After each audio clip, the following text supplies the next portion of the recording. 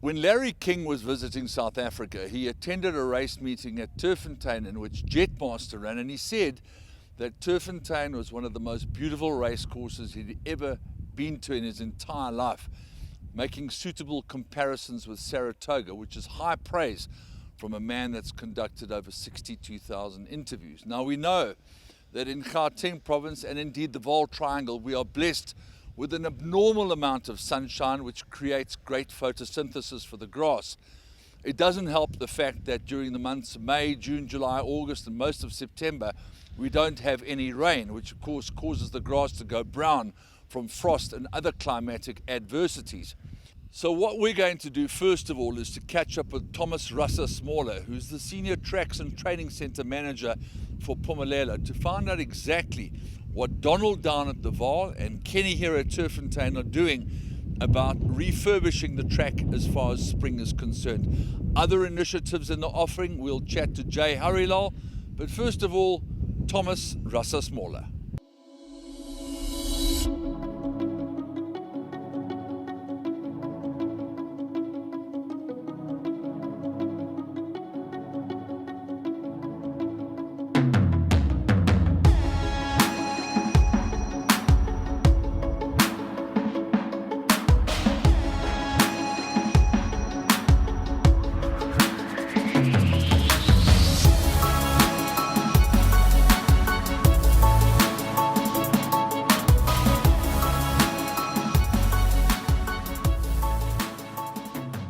We here at Turffontein racetrack today because it's that time of the year where we're busy with our spring treatment break. So we're here to have a look what the guys are doing on this time on the track this time of the year.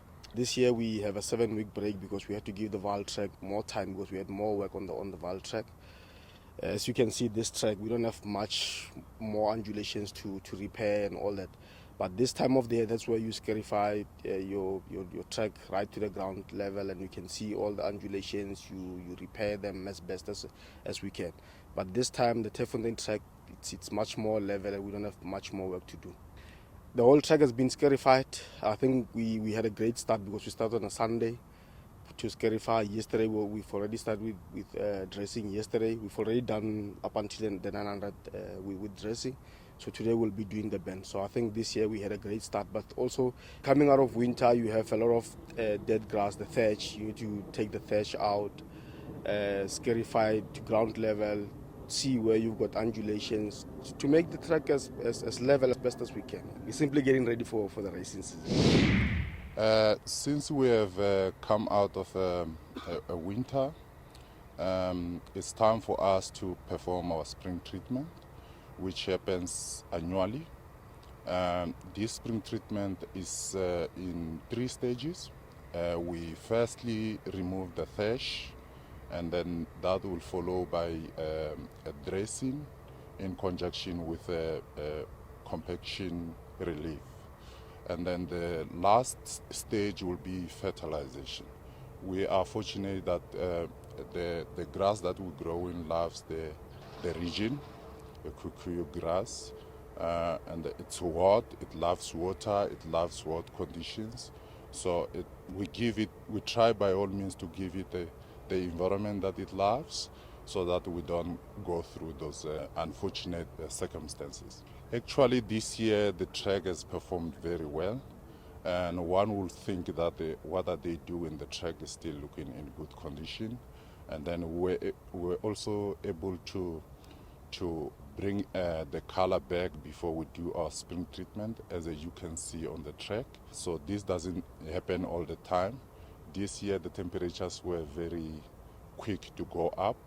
We are today talking about 14 to 30 degrees Celsius, which is helpful for us here.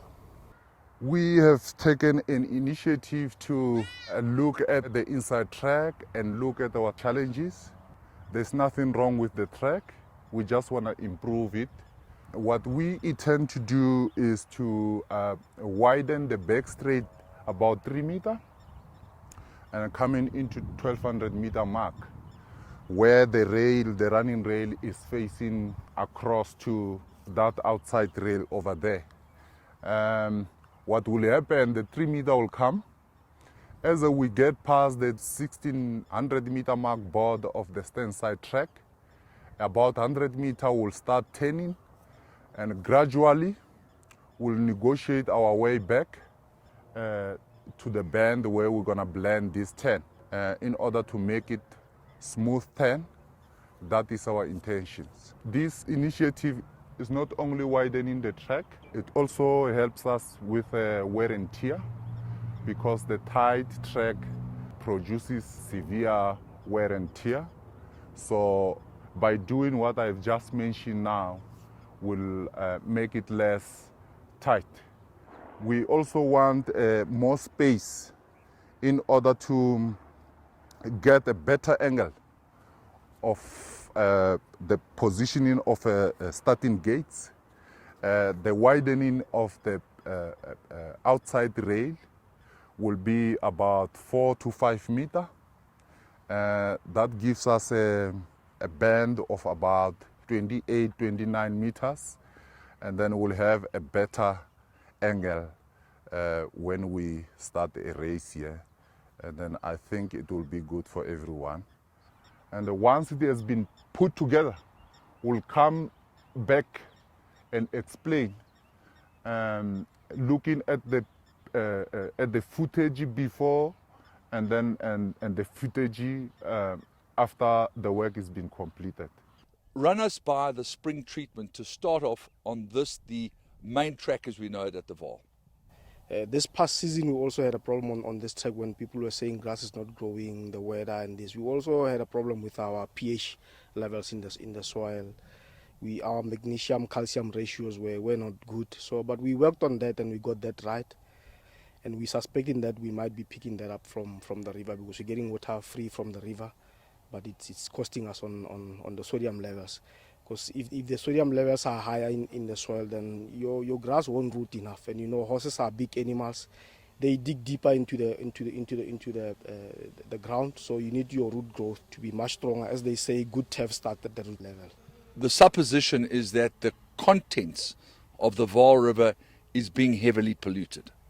Yeah, that's what it's showing on our soil analysis, because we never had this before. When we built the classic track, we brought in growing medium from outside. It's a foreign soil. It never had a problem with sodium levels, but we seem to be facing the same problem there, even with the foreign soil. And the only thing that we're using common on both tracks is water. So the water might be our biggest challenge. We understand that the rain has come later and later because of global warming, and the decision that Phumelela have taken to run the Grand Heritage later must be very welcome for you. Yeah, I think it was a great initiative, and I think it's more welcome from our side, because we never got a fair chance to do extensive work on the track. Hence, you saw we had a problem with undulations on this big track. So we never got a chance to do intensive work. But now, because that race meeting has been moved to December, I think it's a better opportunity for us to get more time to work on this track and produce a better surface for the horses. So I think that's what we did this year. We got more time to work on the track, and I think we'll produce a better surface. Mr. Millard didn't come here by accident. He came here because the Vaal is famous for some of the most fantastic training tracks in the world, let alone just South Africa, whether it's here or on that side. Run us by the training tracks. Our training tracks, they're very good training tracks, because it's natural. Everything is natural. You can just do a strip of sand anywhere. You move whatever that's on top, and then you got a good natural sand. You got 5 this side and 6 the other side. What we do on the turf track 2, we keep 2 tracks. For if it rains, then we usually use those tracks because they tend to take water easily. Fantastic. Now the camber. This track over here, this classic track, seems to have an absolutely beautiful camber. It looks like it was designed with a great deal of foresight. That track over there runs slightly negative, but it's a track with a very long straight, which obviously gives the horse a chance to get balanced before you set down for the final drive to the wire. I think if I want to start, I can start with the big track. The big track, when they had sand on this track, the wind actually was blowing sand, because the camber is going towards the outside of the track. the camber should go towards the inside because Yes. it gives you a clean ride towards your turn. After the winning post, there's a big space. There's about 100 by 25, which it was replanted. We didn't have any choice because that undulation was so low. We couldn't even if we wanted to sand, you end up doing about 280, 90, on top of your grass. You won't be able to do that. So the only thing that we did, we went down, took the sod out, source another sod, and then replant those ones there. And it did work for us. But the classic track, you got a 3% fall towards the inside. It's got a good fall towards the inside. But now, if like the project that we're doing now, I've already started my project, it's going to give us more side to go inside, but it's going to give us more challenges, to blend the cabbing. The cabbing is not going to be easy to join. We're going to end up joining 6 meters into the track. While we're still racing, because the racing, we still need to go to race on a classic. You need to do that while you're still doing racing at the same time on this track. There's no shortcuts when doing your sprint treatment. You do it right once, and for the whole year, for the whole season, you'll have a uniform track. You might have problems with the sprinklers there popping up and so on. Those are the things that we need to deal with them. But if we overcome those and win, because we've got guys here 24/7, I'm on site 24/7 and make sure everything goes smooth. I think if we look at that, I think it's good for us, and it's also good for company as well. Thomas the layman thinks that grass is grass and sand is sand, but clearly you have to have a very special type of grass for this particular climatic condition, and also to make the grass level you need a special kind of sand. It's not just the sand that exists around the Vaal Triangle. Yeah, you see, Andrew, in terms of sports turf, it's not like our lawns in our backyards. So we need to treat it like a sports turf. It's a sports surface whereby you've got horses running here, racing here. They create big divots. Your recovery is very important because we race 44 times on this track a year. It's more than any of our grass tracks. So your recovery is very important. So what we do, we use special mixes on our track. It's a mix of a USGA silica, and then we mix it with topsoil and a bit of kraal manure just to put something into the ground. But what we do at the end of every season, we look at how the track performed. Did we drain okay? Did we retain enough nutrients? Because we need to try and find a balance. You can't have a track that's draining too much, then you're losing too much nutrients for the plant, then you need to fertilize more often, which is costing more money. So every year, it's not the same mix. We look at how the track performed, then we decide on the mix. So this year on the Vaal track, we used a 50% silica, USGA silica, with 40% of topsoil and 10% of kraal. The reason why we brought in the topsoil, you see this track is on a sand base. So we're trying to put a bit of topsoil into the base so we can have a more stable base. And then we put in something into that sand whereby it doesn't drain too much, where we're losing too much nutrients. We are trying to retain a little bit of nutrients for the plants. So on this track this year we've used 600 tons of sand combating those undulations on the track. And of course, the biggest cost of that sand is not only the actual cost of the product itself, but the transport, because we gather that the sand is coming from the Bronkhorstspruit area. Yeah, those are the only guys who are dealing with USGA silica. Funny enough, I was looking for sand. I was in Kimberley the other day looking for sand there, and I went to one golf course. The only supply they had is our supply here in Joburg, who are producing a USGA silica. No, there's no other supplier in terms of USGA. You do get sand suppliers, but not specific USGA silica. Because you see, USGA it's subangular. It's not like a normal sand. As you know, that both the inside track and the outside track at Turffontein has a common pull-up. It is downhill and it is on the bend, and it narrows down to the junction. So we embarked on a project last year to widen the pull-up with the assistance of an outside company that helped us. We were able to save about 2 million rand in contractual fees, and we were able to widen both tracks where it is now much more user-friendly for the jockeys, and we are able to isolate each side of the track to do the spring treatments. Tell us about the training facility, because obviously there are about 700 horses at this jurisdiction, and the beach has been there for many, many years and has been subject to lots of wear and tear, as you alluded to. What's the plan there? Okay, as you can see that the construction or the contractors are busy with the construction of the track. The old sand has been uplifted, the bitumen cloth uplifted, and a new base put in with concrete stone.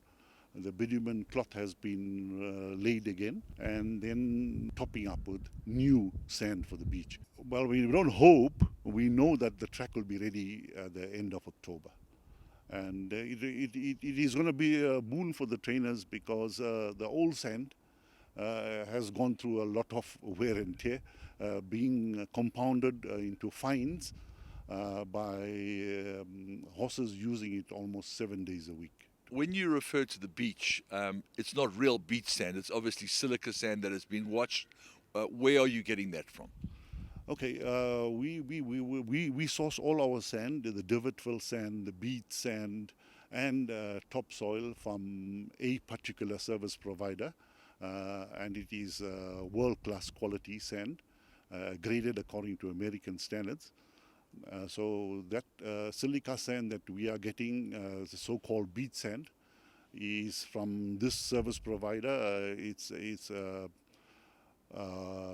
a warranty on the sand, and we are very confident that the trainers will be very satisfied with the sand, and we hope it'll last another 6 or 8 years.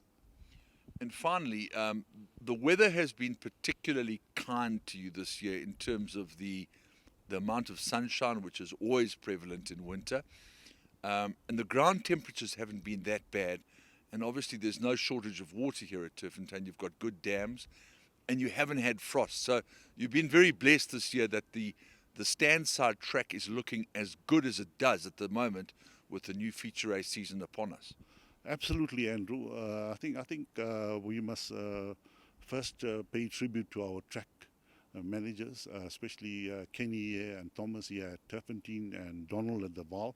They've done a wonderful job. They are actually world-class trackmen, very, very knowledgeable in what they do. And yes, I think earlier on we were just having a look at the stand-side track, and you won't believe it that it was the work started on that track.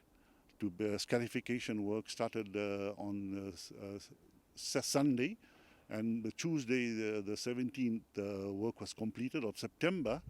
And just a week, about 9 days have passed by, and if you see, the track is absolutely green. It's like a magic wand, I have to say. Yeah, and like you said, yes, touch wood, the weather has been kind, but this morning it was extremely cold, windy, and we were scared of the possibility of frostfall. But again, the gods are smiling at us, and the weather is good. It's warming up again, and this track is going to be magnificent. One final question, Jay. The cover that is prevalent at the Vaal, do you use it here at Turffontein, and at what cost and what value? Okay, going back to the Vaal, it's very prevalent for frost in the winter months. Yes. Last year we had frost as late as the end of October, which is unheard of. In terms of the grass, especially when you're getting growth in the grass and young growth in the grass, frost will damage it severely, retarding that growth. So we invested in frost cover, but we've just done the entire straight from the 1100 meter mark at the Vaal at a cost of 180,000. to buy frost cover that we cover every afternoon. We cover the night, and then we remove the covers during the day. Well, I think it's probably, without being an accountant, I think it's 180,000 Rand extremely well spent, because the picture that goes around the world has to be an attractive picture. I mean, that's half the reason why Kimberley is not so nice to cover. And we all know that you don't really know the difference between sand and burnt grass, which is what happens during the winter. Yeah, unfortunately, kikuyu browns out in the winter. It becomes dormant, and so it does appear to be on TV like we're racing on sand. But it does afford the kikuyu still, the thatch affords good cushion for the horses, and ultimately I think our aim as a racing operator and the track people is to provide the best racing surface which are kind to horses.